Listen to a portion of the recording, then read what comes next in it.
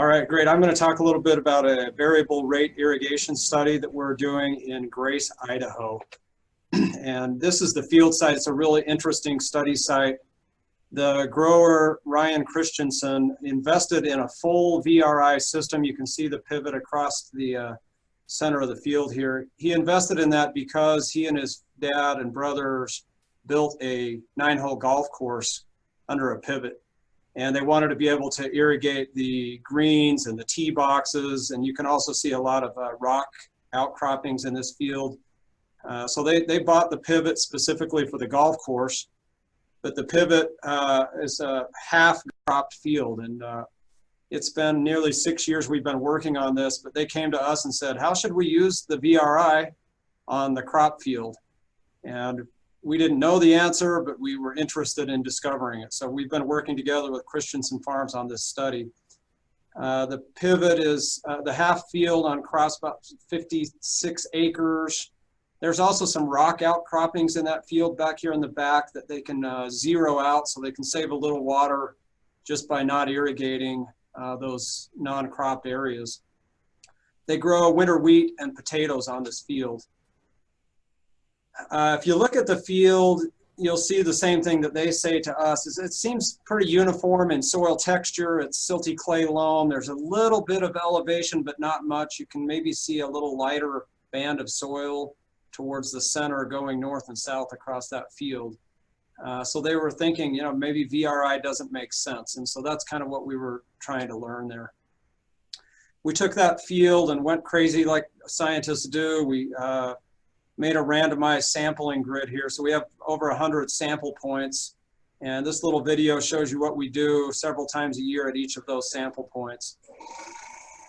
We use a jackhammer type soil auger. We go down to a depth of 4 feet. We do that in a couple of different augerings in each hole. Then that soil probe is pulled out. That's the hardest part of the job. I usually get a stronger than me, younger person to do that job. And then that core is broken up into 1 foot increments. We bring it back to the lab and measure soil moisture. So the idea of doing that in all these locations is to learn about the variation in the soil. This is definitely not a practical thing for a grower, but we wanted to understand, does the soil hold different amounts of water and how does it vary in space? This is one of our results. This graph is showing that same half of a pivot. It's showing the amount of water held at field capacity, or when the soil's full of water, in that top 4 feet, down to that bottom of that sampling depth. You can decide whether you think that's a little or a lot of variation. It's about a 2-inch range. So it's not a huge variation, but some parts of the soil hold a little less water than others.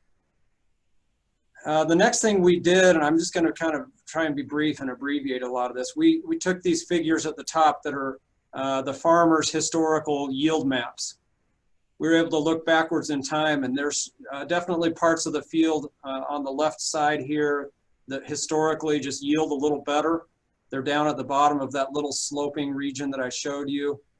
So we used those and some kind of modeled ET patterns to parse this field up into 5 irrigation zones. So at the bottom here you see the zones that we created. And I'll say right up front that we are modifying these zones as years go along.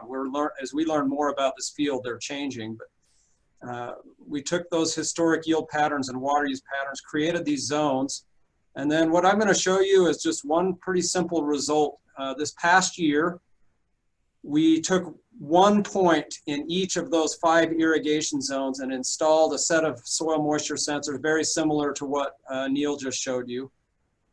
So we had 1 site in each zone where we tracked soil moisture.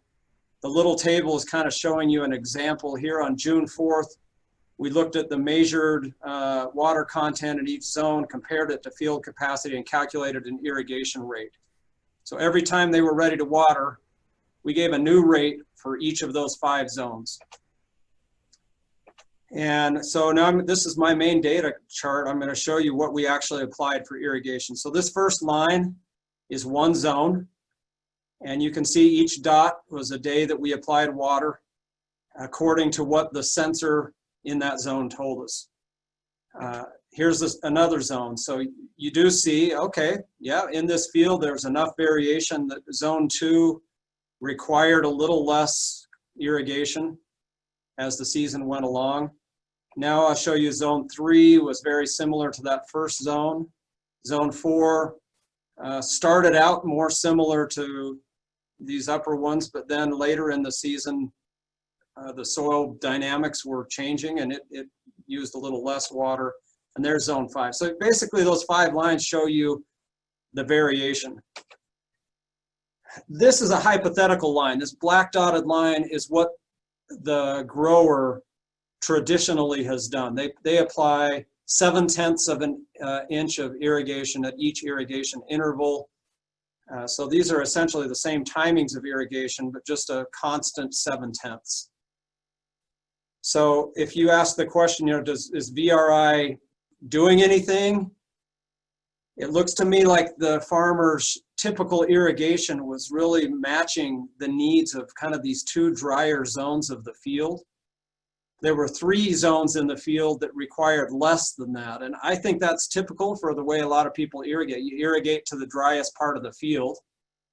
So VRI in this case is allowing these other areas of the field a little lower in elevation to get a little less irrigation. In the box up here, you'll see the total water savings, if you kind of account for the size of these areas, was about 2 inches. So this is my main question for everybody is, do you think VRI is a valuable technology? And I don't pretend to know the answer. This is what I can tell you, that it comes at a cost. There's no question you're paying for the VRI system. You've got to buy all of the individual valves to control those nozzles and the electronic controls. And there's a little bit of a headache that comes with it. You're managing those sensors and one piece of software for the sensors. You're taking the information from the sensors into the VRI management system, creating zones, programming those zones, and you still have the pivot software to manage as well. And there's a bit of, every time you add more parts and pieces, the nodes and the valves, you're adding more stuff to take care of or replace. So there's some costs and there's some benefits. The reduced pumping and water costs, again, it's 2 inches of water.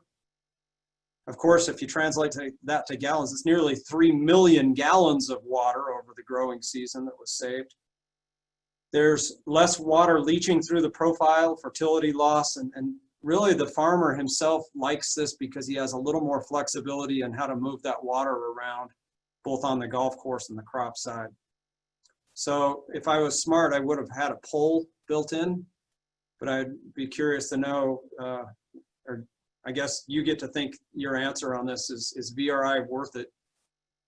In some ways, the adoption rate of VRI answers this question. There's not very many VRI systems out there yet. And the research is kind of showing what it can do. Maybe I'll just end with this. You might be curious, this is maybe a little less important. How well did that one sensor in each of those zones represent the water content of all the other spots in that zone? You remember at each of those points, we came in several times and did hand sampling. So on the day we did that, here's an example, May 30th. The X is showing what the sensor gave us. The box and whisker chart shows you the mean in the middle of the box for all of the spots that we measured by hand in that zone. And the whiskers show you the range. So even in those small zones, there's a lot of variation in soil water content. And we think we did a good job making our zones, but there's a lot of variability. The X's, in most cases, are pretty close to that mean. So I think it helps, but it's not perfect. So I'll end there. I think the thing I can say confidently is there's a lot of variation in these fields, even though they look uniform. Water holding properties and crops properties are different. And you can use VRI to address those and get some of the benefits, but it comes at a cost.